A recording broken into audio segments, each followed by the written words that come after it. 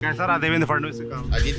अजित पवार के साथ जो अलायंस हुआ है जी, वो नहीं पसंद आ रहा। बिगेस्ट विलेज करके नागपुर का नाम गिना जाता था, पर अभी तो बिगेस्ट सिटी है। लोग भी अपने आप में कंफ्यूज हो रहे हैं कि भैया आज मैं इसको वोट डालूंगा, कल जाके ये पार्टी चेंज करूंगा। यहाँ पे तो देवेंद्र फडणवीस जी आएंगे। देवेंद्र जी है। क्या और आप लोग एस्पिरेशन है, क्या डिमांड्स हैं? नागपुर शंघाई बन जाएगा अगले 10 सालों में। ऐसे लोग खाने के लिए तरस रहे हैं। एक आदमी अच्छा बनने से नहीं बनने वाला है, नीचे भी बनना चाहिए। मुस्लिम वोटर्स को देखिए, वो बहुत कट्टर होते हैं। क्या हम वो कर सकते हैं? 2024 के लोकसभा इलेक्शन में हमने नहीं किया है, ये हम इकट्ठा नहीं हो पाए।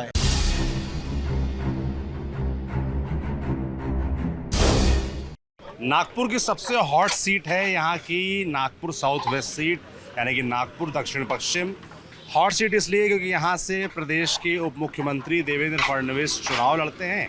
2009 जब ये सीट पर सीमन में आई, उसके बाद से लगातार 3 चुनाव जीतते आ रहे हैं, 2009 का, 2014 का, 2019 का।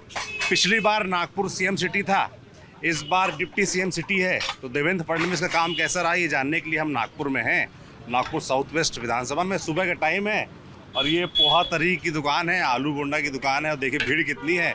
और सामने चौराहे के उस तरफ अगर आप देखेंगे तो वहाँ मिठाई टी स्टॉल है, वहाँ भी इतनी भीड़ है।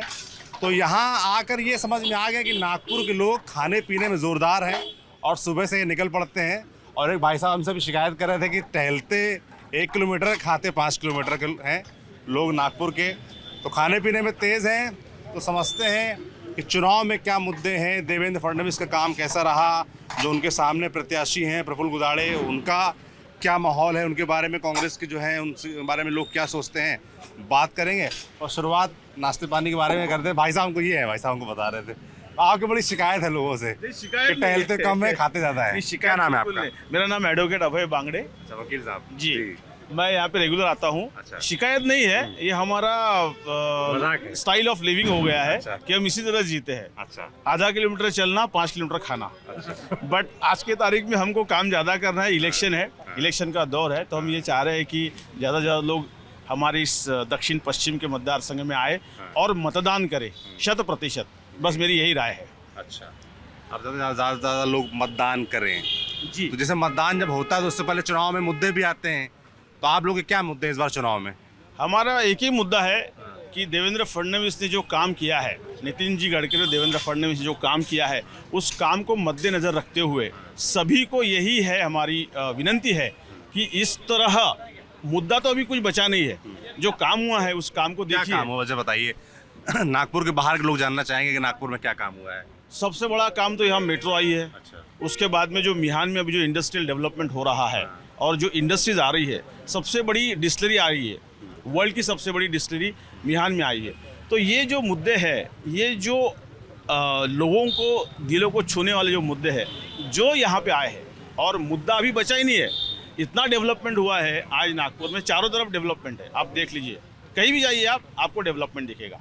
आप मेट्रो ले लीजिए, आप रोड ले लीजिए, ब्रिजेस ले लीजिए, हर जगह आप जाइए, नागपुर का चेहरा मोहरा पूरा बदल गया है। जैसे अभी मैं सुबह दुकान पर था, चाय पोहा वाली दुकान पे, तो वहाँ पर कुछ नौजवान मुझे मिले। तो आपने जो इंडस्ट्री वाली बात बोली, उसको लेकर उन्होंने शिकायत की कि अभी तक इंडस्ट्री ज़मीन पर उतरी नहीं है। चर्चा बहुत है, बात बहुत है, पर अभी भी नौकरियों के लिए जो नागपुर के युवा हैं, यूथ हैं, उनको पुणे जाना पड़ रहा है, मुंबई जाना पड़ रहा है। नहीं, ये गलत बात है। अभी जो स्किल मैन पावर है वो यहाँ पे बन रहा है।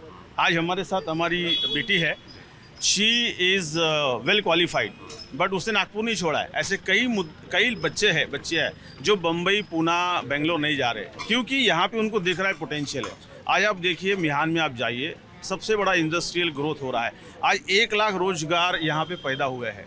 नितिन जी और देवेंद्र जी के पूरी तरह उन्होंने जोर शोर से ये काम किया है। आप देखिए, सभी IT इंडस्ट्री आई है, इन्फोसिस है, टेक महिंद्रा है, विप्रो है, HCL है। कौन सी कंपनी यहाँ नहीं है बताइए आप? तो आपको जॉब मिली है नागपुर में? मैं जॉब नहीं, मैं अभी हम लोग देखते हैं कि आज के डेट में है, एंटरप्रेन्योरशिप पे ज़्यादा जोर दिया जा रहा है। तो हमारी देवेंद्र जी ने उस पर ज़्यादा फोकस किया। उन्होंने स्किल डेवलपमेंट में बहुत ज़्यादा। आप क्या करते हैं फिलहाल? मैं अभी मेरा MBA हुआ है और अभी मेरा और एक कोर्स ज्वाइन करना है मैंने, तो और उसके साथ ही मुझे कोई बिजनेस डेवलप करने में मैं इंटरेस्टेड हूँ। तो मुझे आज आप तक खुद का ऐसा- काम करना चाहते हाँ, मैं खुद का काम करना चाहती हूँ, लेकिन मैंने आज तक जो देखा कि अब तक जो था, जो भी पॉलिटिकल लोग थे, उनका पूरा फोकस मुंबई पुणे पे रहा है। लेकिन जब से देवेंद्र जी और नितिन जी हमको मिले हैं, यहाँ पे पूरा डेवलपमेंट हमने बढ़ते हुए देखा है, इंडस्ट्रीज देखी है, हर तरह की डेवलपमेंट देखी है। यहाँ पे इंफ्रास्ट्रक्चर तो बढ़ा ही है, इंफ्रास्ट्रक्चर जब बढ़ता है उसके साथ इकोनॉमी भी डेवलप करेगी, ऑब्वियस सी बात है, और उसके साथ ही लोगों को एम्प्लॉयमेंट मिलेगा, ये भी obviously. It is a cycle, ऐसा कोई वन वे प्रोसेस नहीं है, ये साइकिल है जिससे इकोनॉमी डेवलप होगी, सब इंफ्रास्ट्रक्चर डेवलप होगा, और वो हमें देवेंद्र जी और नितिन जी के कारण ही मिला है। और एजुकेशन के लिए हब बन रहा है अभी नागपुर, जो सिर्फ पुणे या मुंबई साइड होता था, अब नागपुर में आ रहा है, जो अब मुझे और क्या होना चाहिए आपके हिसाब से, यूथ के हिसाब से? यूथ के हिसाब से जैसे जैसे अभी काफ़ी सारी कंपनीज आ रही है, उनको सेटल अप होते होते टाइम लगेगा, लेकिन हमको लगता है कि एक एंटरप्रेन्योर के हिसाब से उस तरह का एनवायरनमेंट मिलना चाहिए नागपुर में, यानी उस तरह से फोकस आना चाहिए नागपुर में कि यहाँ पे भी नए बिजनेसेस डेवलप कर सके, ऐसा कुछ एनवायरनमेंट अच्छे से होना चाहिए, एंटरप्रेन्योरशिप को और बढ़ावा देने के लिए। बढ़ावा देना चाहिए, आत्मनिर्भर भारत। आप लोगों से बात करूँ, क्या नाम है सर आपका? राकेश ठाकरे। क्या करते हैं राकेश जी? मैं इंजीनियर हूँ। इंजीनियर हैं, नागपुर के रहने वाले हैं, हाँ। साउथ वेस्ट के ही हैं विधानसभा। कैसा रहा देवेंद्र फडणवीस का काम? अच्छा रहा, मीन्स इतना पावर तो आज तक नागपुर का कभी मिला ही नहीं, चीफ मिनिस्टर लेवल, फिर वाइस। ये नागपुर के लोगों को क्या इस बात का थोड़ा सा गम रहता है क्या कि हमारे देवेंद्र फडणवीस पहले मुख्यमंत्री थे, अब वो उप मुख्यमंत्री बन गए, एक पोस्ट उनको नीचे आना पड़ गया? हाँ, वो तो रहता ही, वो तो रहता ही। शिकायत रहती है इस बात की? ऑफकोर्स कोई भी डिजर्व करेगा अपने यहाँ का कैंडिडेट टॉप पे जाए, हाँ, वो तो रहता ही है। तो आप लोग जब वोट देते होंगे तो दिमाग में ये भी रहता होगा कि हम सीधे सीएम या डिप्टी सीएम चुन रहे हैं, इस तरह की बात भी रहती होंगी, पर क्या फ़ायदा मिलता है उसका? बड़े नेता का होने का क्षेत्र को फ़ायदा मिलता है? ऑफकोर्स मिलता है, मीन्स गडकरी साहब और देवेंद्र जी आने के बाद तो इतना फर्स्ट टाइम इतना पावर सेंटर बना है ना नागपुर, वो तो रहा है, लेकिन बाकी इश्यूज भी है। मीन्स जैसे बताइए। अभी कैसा है, मीन्स आइडियोलॉजिकली यहाँ डिफरेंस, जैसा गांव खेड़ों का जो डेवलपमेंट अभी मैं सुनता हूँ देवेंद्र जी के लिए, जैसा अभी जो अजित पवार के साथ जो अलायंस हुआ है जी, वो नहीं पसंद आ रहा, वहाँ है फ़र्क। अजीत पवार वाला अलायंस नहीं पसंद, वो नहीं है। तो इसको लेकर तो बड़ा कंफ्यूजन भी रहता होगा। अभी दो पार्टी तो चार पार्टी हो गई हैं, एनसीपी दो भाग में बट गई, एक शरद पवार एक अजीत पवार, शिवसेना भी दो पार्ट में बट गई है, बीजेपी और कांग्रेस अभी साबुत है, वो पट्टी नहीं है, तो कंफ्यूजन भी। जैसे देवेंद्र जी का इमेज जो था ना कि जैसे उन्होंने पहले इलेक्शन में कैंपेनिंग भी किया था कि इनके साथ नहीं जाएंगे, अलायंस नहीं जाएंगे, लेकिन बाद में जाना पड़ा, वो इम्पैक्ट थोड़ा सा हुआ है बस, बाकी कुछ नहीं। इस बात की नाराजगी रहती है, नाराजगी गठबंधन दिखता है। ठीक नहीं लगता आपको? हाँ। नहीं है, हमको भी क्या पब्लिक में दिखता है, मीन्स हम जब पता करते हैं ना, वो एक पैच थोड़ा गड़बड़ हो गया। और क्या मुद्दे, क्या नागपुर के क्या मुद्दे हैं, क्या और काम यहाँ पर होने चाहिए जो नहीं हुए? नहीं, बाकी तो चल रहा है, वैसे प्रोग्रेस तो ठीक ही चल रहा है। आईटी इंडस्ट्रीज़ में मोस्टली कॉल सेंटर्स वाली कंपनी ज़्यादा है, डेवलपमेंट वाली थोड़ी कम है, थोड़ा उस पर फोकस करें मिहान पे, और मिहान का टेक ऑफ हो जाए। मिहान की बड़ी चर्चा है, मैं देख रहा हूँ नागपुर में। क्या अभी इसे हम कुछ यूथ से मिले थे, वो इस बात की शिकायत कर रहे थे कि इंडस्ट्री अभी उतनी ज़मीन पर आई नहीं, अभी भी नौकरियों के लिए उनको पुणे मुंबई की ओर देखना पड़ता है, ऐसा है? हाँ, फैक्ट है। अब कुछ कंस्टेंट नागपुर के भी है, मीन्स उसमें सिर्फ लीडरशिप उसमें कुछ नहीं कर सकती, लेकिन वो फिर भी उस पर वर्किंग करना चाहिए। क्या नाम है आपका? नितिन तेलगोटे। क्या करते हैं नितिन जी? मैं वकालत करता हूँ, मैं गवर्नमेंट लीडर हूँ। क्या है इस बार नागपुर में, क्या माहौल है, क्या मुद्दे हैं? माहौल तो काफ़ी अच्छा है, पहले से नागपुर तो बीजेपी का गढ़ रहा है और अभी भी बीजेपी का गढ़ ही है। और देवेंद्र जी का हमने शुरू से कॉलेज लाइफ से उनको देखा है, अच्छा, तो उनका जो ग्राफ है, पॉलिटिकल ग्राफ, वो ऊपर ही ऊपर जा रहा है।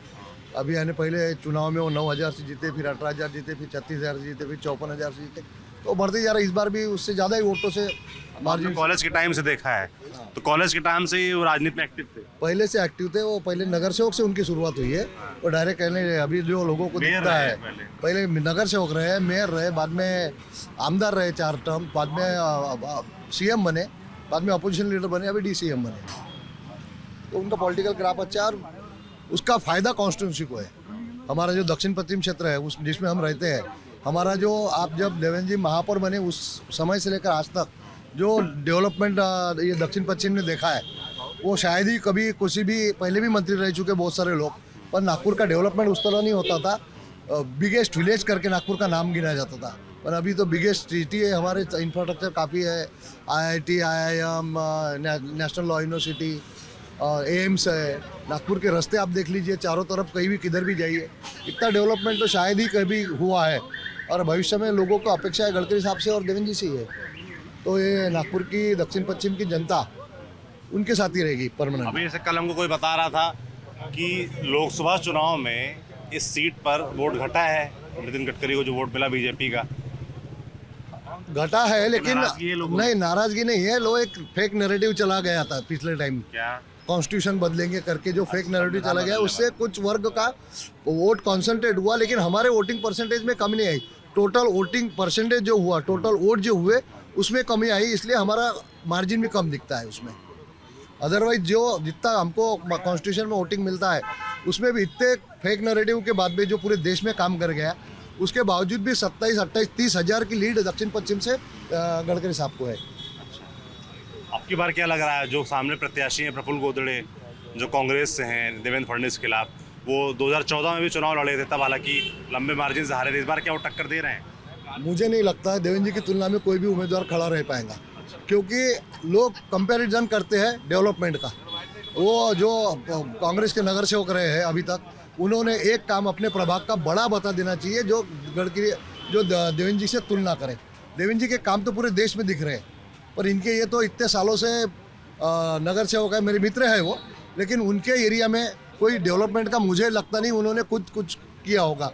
उनके प्रभाग में पानी की टंकी का काम भी देवेंद्र फडणवीस ने किया, उनके एरिया का स्मशान घाट का डेवलपमेंट भी देवेंद्र जी ने कांग्रेस के प्रत्याशी उनकी बात कर रहे हैं? हाँ, अच्छा, वो नगर सेवक भी है? वो नगर सेवक भी है, अच्छा, तो उनके नगर सेवक प्रभाग, या पार्षद को बोलते हैं? हाँ पार्षद बोले तो नगर सेवक, तो वो एरिया के पार्षद है वो, तो वहाँ का पानी की टंकी भी लेकर वहाँ के स्मशान घाट का डेवलपमेंट ये भी देवेंद्र फडणवीस ने किया है।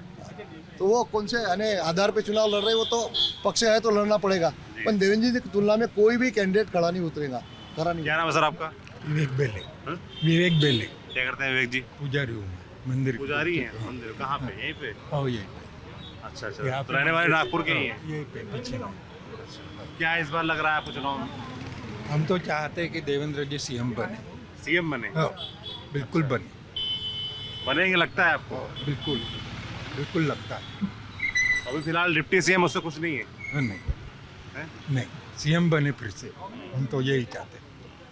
और जैसे- नागपुर में ज़्यादा आईटी कंपनी आए, नागपुर का डेवलपमेंट इतना हो कि आईटी कंपनी यहाँ से पुणे जा रहे जो वो न जाए, नागपुर में रही। मैं देख रहा हूँ नागपुर के लोगों की एक डिमांड खास तौर पर है कि जो जॉब्स हैं वो यहाँ पर बढ़े, आईटी इंडस्ट्री वगैरह ज़्यादा यहाँ पर आए, इस पर फोकस है। क्या नाम है आपका? जी नाम मेरा मयूर अंबोरे है। मयूर अंबोरे, हाँ। क्या करते हैं मैं मयूर? पुणे में जॉब करता हूँ। जो रियल सिचुएशन आपको बताता हूँ मैं। एक्चुअली प्रॉब्लम क्या है? प्रॉब्लम ये है कि देखो, मुंबई और पुणे में जो आईटी पार्क्स है, मोर देन 5 और 6 आईटी पार्क्स है पुणे के अंदर में। फॉर एग्जांपल खराड़ी हो गया, सेरेब्रम आईटी पार्क हो गया, हिंजेवाड़ी हो गया।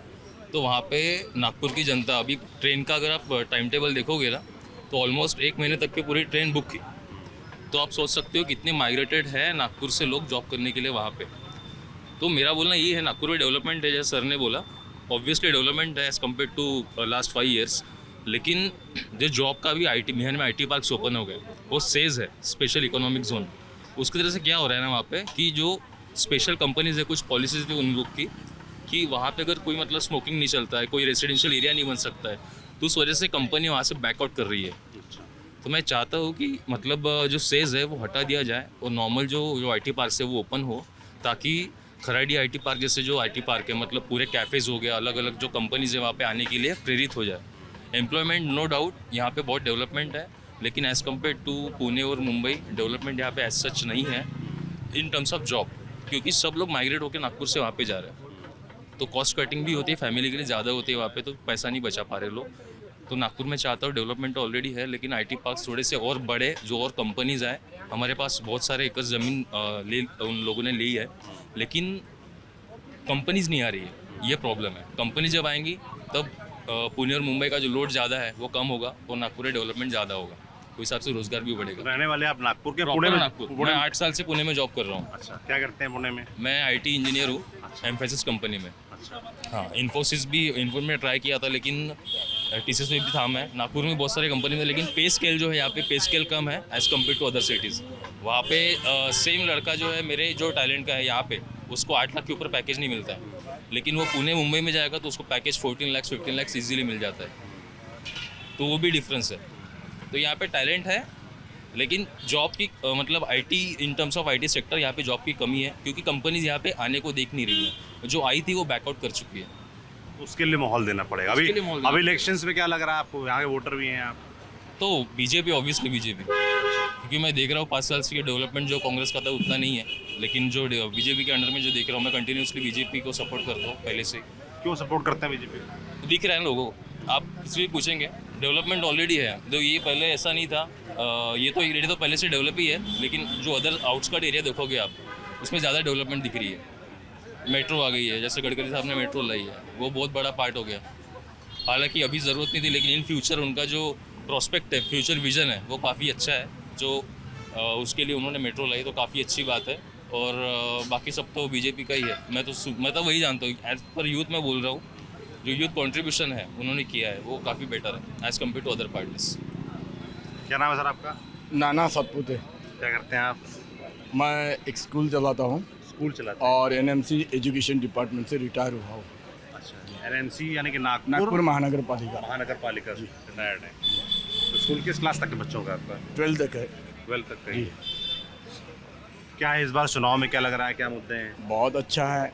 हमारे कलीग्स जो है उन्होंने जो बताया है, जो कैंडिडेट है वो इतना चाणक्य और इतना होशियार है कि जिन्होंने, आप देखते हो कि हमारा इंटरव्यू ले रहे हैं, इसका मतलब कहीं ना कहीं आपने उनका डीसीएम करके आप कॉग्निजेंस ले रहे, उनका पूरा इतिहास तो बहुत अच्छा है कि देवेंद्र फडणवीस की बात जी कर जी रहे हैं आप। जी, वो नगर सेवक रहे, 4 साल मेयर रहे, बाद में सीएम रहे, 5 टाइम्स कांस्टेंट, मतलब वही मतदार से इस संघ से चुन के आना, ये हमारे गौरव की बात है नागपुरियन को। क्या कारण है, क्यों जीतते आ रहे हैं? बहुत ही कूल, बहुत ही सामान्य और बहुत ही जनता से टच, कॉमन पीपल से आते हैं, लोगों से मिलते जुलते हैं? बिल्कुल। उनका इतिहास ही वही रहा। अच्छा। आप जो बोल रहे कि वही डीसीएम और बार बार क्यों, तो कारण ही वही है। देवेंद्र जी एकदम सामान्य लोगों को फर्स्ट प्रेफरेंस देते हैं, जो हमने अभी तक देखा है। लोग भी जाते हैं, मिलते जुलते बिल्कुल। सामान्य लोगों के जो ग्रेविटी ऑफ वर्क कैसा है, उनको हैं। तो मदद, जैसे पूरे प्रदेश के नेता होगा तो यहाँ समय कम दे पाते फिर भी समय देते देते हैं। हो। वही तो उनकी पहचान है ना, अच्छा। वही उनकी पहचान है। तो अभी चुनाव प्रचार में आ रहे हैं? बिल्कुल। 1 महीना कांस्टेंट इतने दौरे करने के बावजूद भी, पार्टी की जवाबदारी रहने के बावजूद भी, राज्य की जवाबदारी रहने के बावजूद भी 1 महीना कांस्टेंट उन्होंने, मतलब 3-3, 4-4 घंटे सामान्य जो लोग हैं उनके घर में जाके, मतलब वो आए हैं। मतलब पब्लिक कनेक्ट। बिल्कुल पब्लिक कनेक्ट है। क्या नाम है सर आपका? सुरेंद्र वाघ। क्या करते हैं सुरेंद्र जी? मैं बिजनेस करता हूँ। बिजनेस करते हैं? क्या बिजनेस है अपना? मेरा प्रॉपर्टी का है। प्रॉपर्टी का है। प्रॉपर्टी के सुना बड़ा रेट बढ़ गए हैं कोविड के बाद, ऐसा यहाँ नागपुर में भी हुआ है? हाँ, नागपुर में भी हुआ है। दुगने हो गए लोग कह रहे हैं। दुगने तिगने रेट तो बहुत बढ़ गए हैं प्रॉपर्टी के। तो उससे असर आया है, मतलब फायदा हो रहा है, नुकसान हो रहा है? नहीं, फायदा तो हो ही रहा है, क्योंकि अभी समझो प्रॉपर्टी के रेट बढ़े हैं तो लोगों के पैकेज भी बढ़े हैं, तो इस से लोग ले पा रहे प्रॉपर्टी। चुनाव में क्या लग रहा है, क्या माहौल है? चुनाव में मैं तो दक्षिण पश्चिम के देवेंद्र जी के यहाँ से ही हूँ, यहीं पे रहता हूँ मैं। तो यहाँ पे तो देवेंद्र जी का ही है, बीजेपी का ही है। यहाँ पे के पूरे नागपुर में, पूरे जिले में देवेंद्र जी का है वर्चस्व है उनका, और बीजेपी का वर्चस्व है, क्योंकि काम किए उन्होंने। इसलिए जैसे हमने अभी कुछ दिनों पहले लोकसभा चुनाव हुए थे, उसमें देखा कि बीजेपी को विदर्भ क्षेत्र में, नागपुर के आसपास जो क्षेत्र है, उसमें बड़ा नुकसान झेलना पड़ा लोकसभा चुनाव में। तो क्या विधानसभा में उसका असर नहीं होगा? नहीं, विधानसभा में उसका असर नहीं हुआ। और फेक नैरेटिव बहुत चलाया था पिछले पार्टियों ने, लोकसभा के वक्त, जैसे कांग्रेस है, अदर पार्टी है, और सबकी युति होगी थी। अकेले एक पार्टी और उनके सब मिला के पार्टी तो उतना फर्क गिरेगा ही। और संविधान के बारे में जो गलत फेक नैरेटिव फैलाया था, उसका थोड़ा असर था। लेकिन अभी लोगों को मालूम है कि अभी वो फेक ही था करके, लेकिन अब लोग सुधर के लोगों को समझ में आ गया है कि उसकी वजह से अपन डेवलपमेंट क्यों रोके। क्योंकि डेवलपमेंट करना है तो मेरे ख्याल से तो बीजेपी को सत्ता में आना चाहिए, क्योंकि पिछले 2.5 साल में महाविकास आघाड़ी की यहाँ पे सत्ता थी तो उतना डेवलपमेंट पूरा रुक गया था उनका। अभी और ये 2.5 साल में समझो महायुति की सत्ता आई तो डेवलपमेंट फिर से रूल पे आया और डेवलप हो रहा है, शहर डेवलप हो रहा है, विदर्भ डेवलप हो रहा है, महाराष्ट्र डेवलप हो रहा है, जो पिछले 15-20 साल में नहीं था पहले। लेकिन ये 10 साल में बहुत सारा डेवलपमेंट नागपुर में भी है, नागपुर के बाहर में भी। क्या नाम है सर आपका? मेरा नाम योगेश चौधरी है। क्या करते हैं योगेश जी? मैं आईटी में हूँ और वैसे मैं मुंबई से हूँ। मुंबई शिफ्ट हैं? हाँ, तो त्यौहार में आए हैं यहाँ पर? अभी त्यौहार में यहाँ पे आए। वोट डालने भी आते हैं? मेरा वोटिंग तो उधर मुंबई में होता है। मुंबई में होता हाँ, है? उधर ही हम उधर हो गए अभी। अच्छा, क्या माहौल है मुंबई में चुनाव में? मुंबई में माहौल तो चल रहा दिख रहा है लोगों को किस तरह से यहाँ पे पार्टी चेंज होते जा रही है, लोग चेंज हो रहे हैं। लेकिन अपने हिसाब से कैसे कोई बोल रहा है बीजेपी है, कोई बोल रहा है अपनी तरफ से कांग्रेस की तरफ है, कोई बोलता है शिवसेना है, शिवसेना में भी 2 है। समटाइम लोग भी अपने आप में कंफ्यूज हो रहे हैं कि भैया आज मैं इसको वोट डालूंगा, कल जाके ये पार्टी चेंज कर देंगे। जी, तो ये महाराष्ट्र में लोगों में बड़ा कन्फ्यूजन रहता होगा। 2019 में आप लोगों ने शिवसेना और बीजेपी गठबंधन था, उसको चुनाव जितवाया, उन्होंने सरकार नहीं बनाई। पहले देवेंद्र फडणवीस ने अजीत पवार के साथ मिलकर 3-4 दिन के लिए बने मुख्यमंत्री, फिर उद्धव ठाकरे बन गए कांग्रेस के साथ, एनसीपी के साथ मिलके, फिर पार्टियां टूटी, फिर वापस से आए देवेंद्र फडणवीस। तो बड़ा आप लोग मन में रहता होगा कि किसको चुनेंगे और सरकार किसकी बनेगी, पता नहीं है। नहीं, अभी ये क्या हो रहा है, इस तरह से जिस तरह से जो पार्टी चेंज होते जा रही है आजकल लोगों को भी पता चल रहा है। अभी लोग भी ऐसे है कि ऐसा नहीं रहा ना कि पहले कैसा था कि एक पार्टिकुलर लोग अपने हिसाब से दे रहे थे, डेवलपमेंट पॉइंट ऑफ व्यू देते हैं। अभी जिस तरह से काफ़ी सारा डेवलपमेंट तो दिख रहा है, but at the same time जो महंगाई बढ़ रही है, महंगाई का रेट काफ़ी बढ़ा है, काफ़ी लोगों के बारे में प्रॉब्लम्स होते हैं। आज हम देख रहे हैं जनरल जो लोगों की बात है कि अगर वो आज जो राशन पानी जो उनका होता है आज उसके प्राइसेस कितने बढ़ गई है, ऑलमोस्ट 100% के ऊपर हो गया है। तो ऐसा ही हो रहा है। तो इसमें से ये जो पब्लिक होते हैं, जो जनरल जिनका डेली वेजेस के ऊपर काम करते हैं, वो क्या खाएंगे आज के इसमें? आज जिस तरह से ये माहौल बन रहा है ना, तो एक अलग माहौल जा रहा है। एक तरह से महंगाई का जिक्र कर रहे हैं तो चुनाव में मुद्दा बनता है सब चीज़। देखो कैसा है, चुनाव में मुद्दा बनता है, महंगाई है, तो उसके ऊपर का मोस्ट इम्पॉर्टेंट है बेरोज़गारी। अब सब लोग बोलते हैं बेरोज़गार काफ़ी है, अभी दिख रहा है कि बेरोज़गार के आंकड़े ही नहीं आ रहे बराबर। अब सब बोल रहे हैं कि हाँ ये है उधर, जब देख रहे हैं कि हम लोग अनएम्प्लॉयमेंट कितना बढ़ रहा है। और अभी ये जिस तरह से स्कीम चल रही है, ऐसे स्कीम में ये हो रहा है कि पैसे बांटना चल रहा है इसमें से, अब ये कब तक है ऐसा? Is it a viable solution?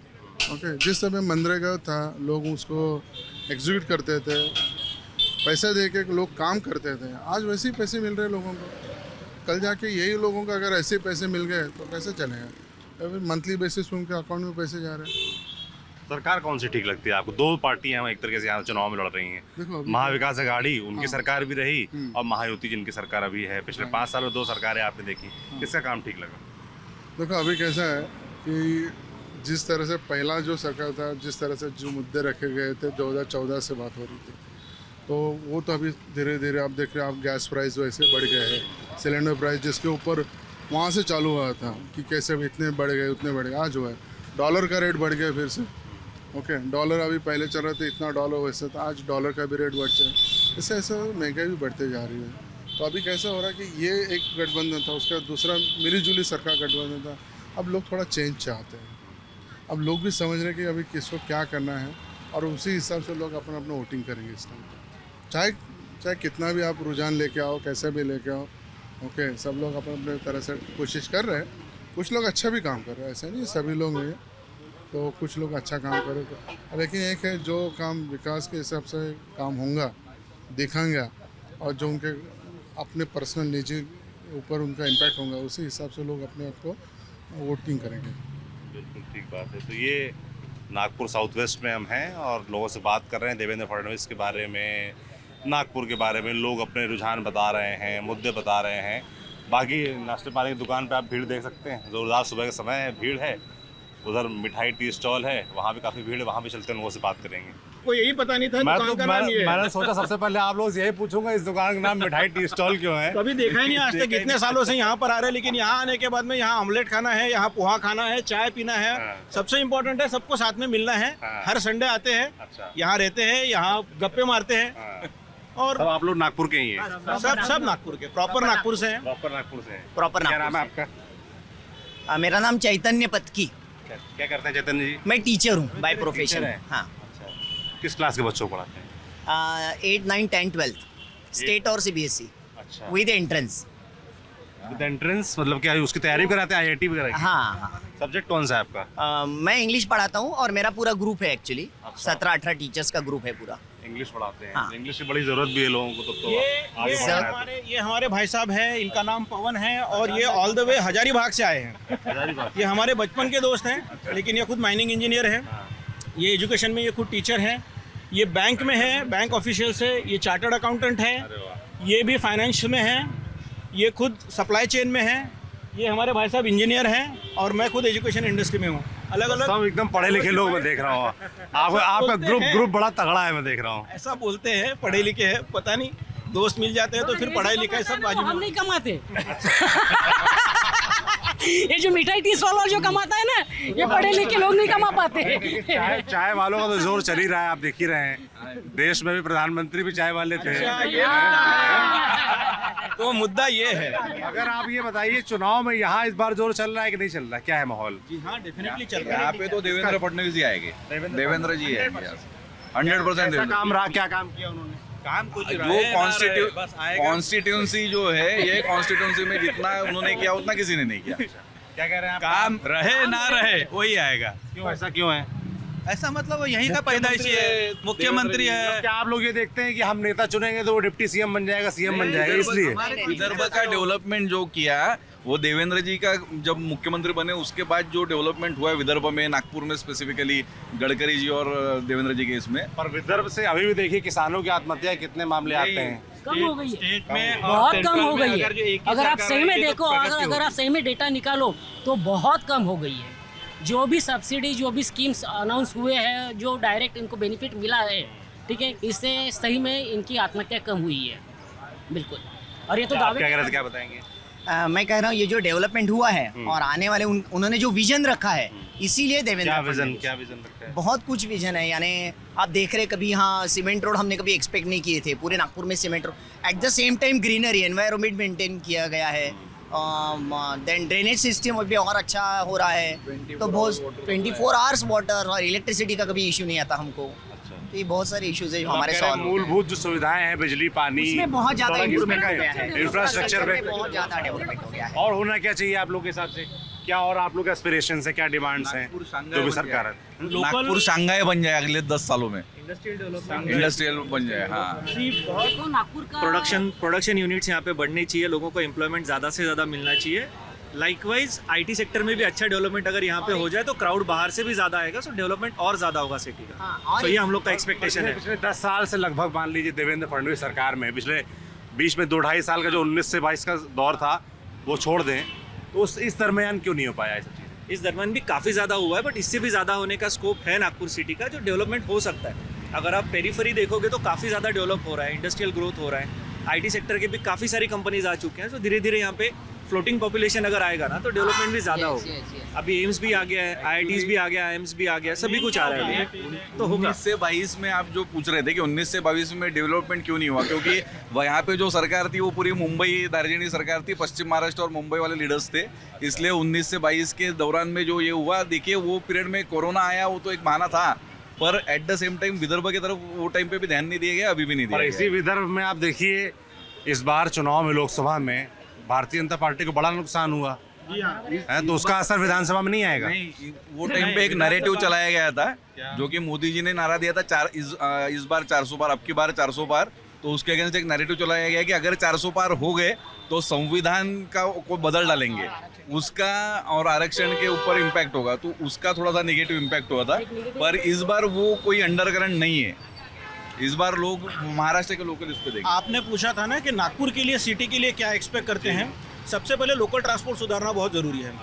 Metro आ गई है, मेट्रो का राइडरशिप बढ़ गया है, लेकिन इसके साथ साथ लोकल ट्रांसपोर्ट जो ऑटो है, जो सिटी बस सेवा है, इसको सुधारना बहुत ज़रूरी है। मीटर पे करना बहुत जरूरी है, ऑटो को मीटर पे करना ज़रूरी है। मुंबई पुणे में मीटर से चलता है, कोल्हापुर में मीटर से चलता है। सबसे ज़्यादा ये है कि सारे व्हीकल पेट्रोल पे ज़्यादा चलते हैं, तो क्या एक पेट्रोल पंप पे एक CNG का स्टेशन आ सकता है क्या? क्या ऑटो सारे कम से कम हमारे सीएनजी पे आ सकते हैं क्या हम सीएनजी को बढ़ावा दे सकते हैं क्या? आज आप पूना जाइए, आज आप मुंबई जाइए, दिल्ली जाइए, वहाँ पर सीएनजी पे ऑटो चलते हैं, तो उससे पोल्यूशन और कम होगा। जहाँ ग्रीनरी बढ़ाने की बात कर रहे हैं तो हम पोल्यूशन रिड्यूस करने की कहाँ बात कर रहे हैं, वो करना बहुत ज़रूरी है। नाग नदी का मुद्दा इतने सालों से चल रहा है, अभी भी उसमें सफाई नहीं हुई है। फ्लडिंग का जो प्रॉब्लम होता है, नदी नाला बन गया है वो, तो उसका सफाई करके और उसको सही तरीके से उसका राउट करना ये बहुत ज़रूरी है। ये काम कई सालों से हो ही रहा है, लेकिन अभी तक वो पूरा हुआ नहीं है। तो आप लोग अपने नेता देवेंद्र फडणवीस शिकायत नहीं करते इन सब चीज़ों को लेकर? जी हाँ, डेफिनेटली करते हैं, सब लोग करते हैं। हर एक कमेटी अपना अपना काम करती है, लेकिन वो नहीं भी करती है। वो काम करती है दिखता है, लेकिन काम आधे अधूरे छोड़े जाते हैं। वो काम आधे अधूरे नहीं छोड़ने चाहिए, उनकी भी उतनी ही जवाबदेही बनती है जितनी नितिन गडकरी जी की बनती है। हमारा प्रॉब्लम वही है कि coordination between the government departments वो अभी तक के सुधरा नहीं है। सीमेंट रोड वो होना चाहिए। एग्जैक्टली, सीमेंट रोड बनने के बाद में फिर टेलीकॉम डिपार्टमेंट को कुछ अलग ही अपना कुछ काम नाम याद आता है, फिर एमएससीबी डिपार्टमेंट को अपना और कुछ लाइन ये करनी पड़ती है।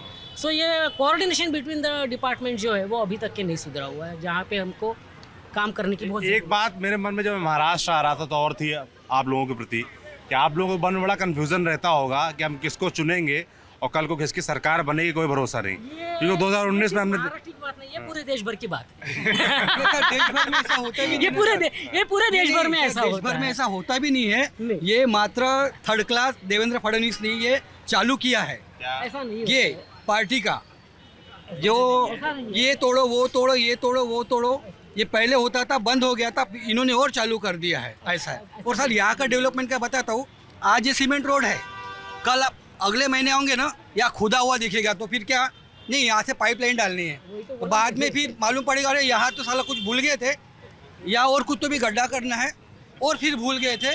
तो सर ना जाने करोड़ों रुपए इसमें ही जाता है डेवलपमेंट के नाम से, क्योंकि यहाँ नागपुर के बड़े बड़े कॉन्ट्रैक्टर हैं जो एक बहुत बड़ी बेसिक पार्टी है जो बीजेपी में नाम लेता हो, कोई फ़र्क नहीं पड़ता, उससे जुड़ी हुई है। तो क्या होता है सर, गड्ढा खोदने का भी कॉन्ट्रैक्ट उनको, रोड बनाने का कॉन्ट्रैक्ट उनको, पाइपलाइन डालने का कॉन्ट्रैक्ट उनको, टेलीफोन लाइन डालने का कॉन्ट्रैक्ट उनको, ईच एंड एवरीथिंग एक ही पार्टी के कुछ 10-12 लोग हैं इस नागपुर के जो बड़े बड़े बिल्डर कॉन्ट्रैक्टर है उनको दिया जाता है। उसके लिए कोई सवाल करने वाला है नहीं कि सर ये क्यों नहीं हुआ। आपका अगर कोई डेवलपमेंट कमेटी है तो सर ये ऐसा मुझे बताइए, 11 मंजिल की बिल्डिंग बनाना है, आप पहला 11 फ्लोर बनाएंगे कि फर्स्ट फ्लोर बनाएंगे? तो इनका वैसा नहीं है, इनका सिस्टम ऐसा बोलता है कि हमको 11 मंजिला पहले बनाना है, बाद में हम पहला मंजिल के बाद में सोचेंगे।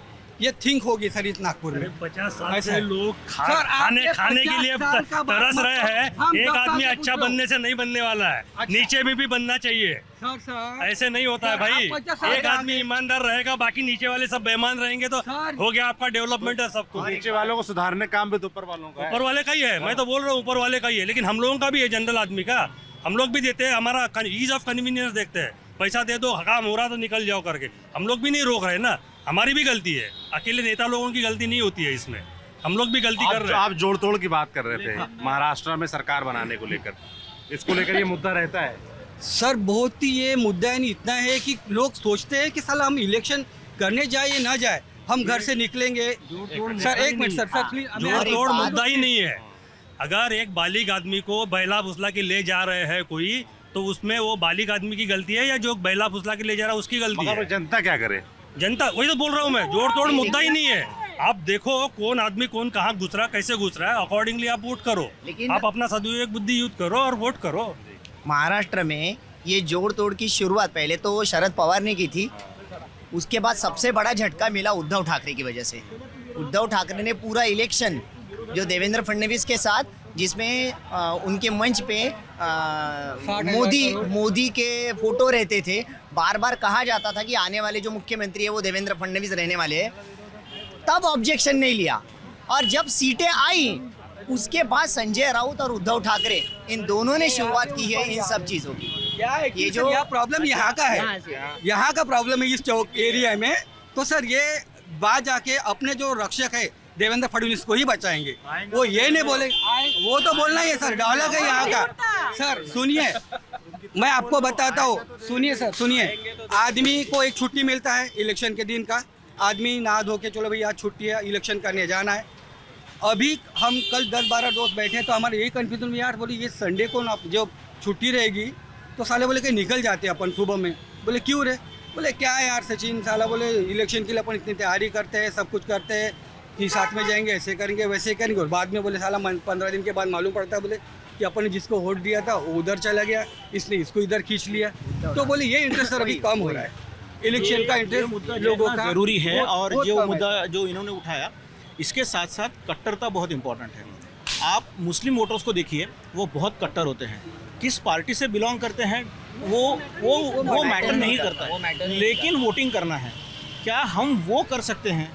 क्या हमारे यहाँ के सारे वोटर बाहर निकल सकते हैं? क्या सारे नौजवान बाहर निकल सकते हैं? आप देखिए, करीब करीब सारे पक्षों ने, नागपुर से सबसे ज़्यादा यंगस्टर्स जॉब के लिए मुंबई, पुणे, हैदराबाद जाते हैं। वहाँ से बसें छोड़ते हैं ये लोग, पेड रहती हैं लेकिन वो लोग आते हैं यहाँ पर। कितने लोग खुद होके 1 महीना पहले से अपनी अपनी ऑफिसेस में एप्लीकेशन देके बोलेंगे कि मुझे जाना है, मतलब जाना है। बहुत कम करते हैं। सवाल यहाँ पर बीजेपी, कांग्रेस है, किसी और पार्टी का नहीं है। सवाल ये है कि आप बाहर निकल के वोटिंग कीजिए। जितना ज़्यादा वोटिंग करोगे तब जाके आपको हक बनता है। जिस दिन आपने वोट नहीं किया, आपको कोई हक नहीं बनता है किसी के बारे में कुछ बोलने का। दूसरा, कोऑर्डिनेशन की जहाँ तक बात आती है, सेंट्रल गवर्नमेंट में जो सरकार है, वो सरकार अगर स्टेट गवर्नमेंट में अगर रहती है तो इन दोनों का काम सही तरीके से होता है। ये हमने हमेशा से देखा हुआ है। तो मेरा मानना ये है कि अगर सेंट्रल गवर्नमेंट में एक सरकार है, वो अगर अच्छा काम कर रही है, और उसके पैरामीटर अलग अलग आप अपने हिसाब से लगा दीजिए, लेकिन अगर वो अच्छा काम कर रही है तो स्टेट गवर्नमेंट में उसी सरकार को चुन के लेके आइए। सवाल ये नहीं जो है। बात अब आपने आप बोली अभी आपने कि जो मुस्लिम वोटर्स हैं वो एकजुट होकर वोट डालते हैं, ये बात कैसे मन में आई?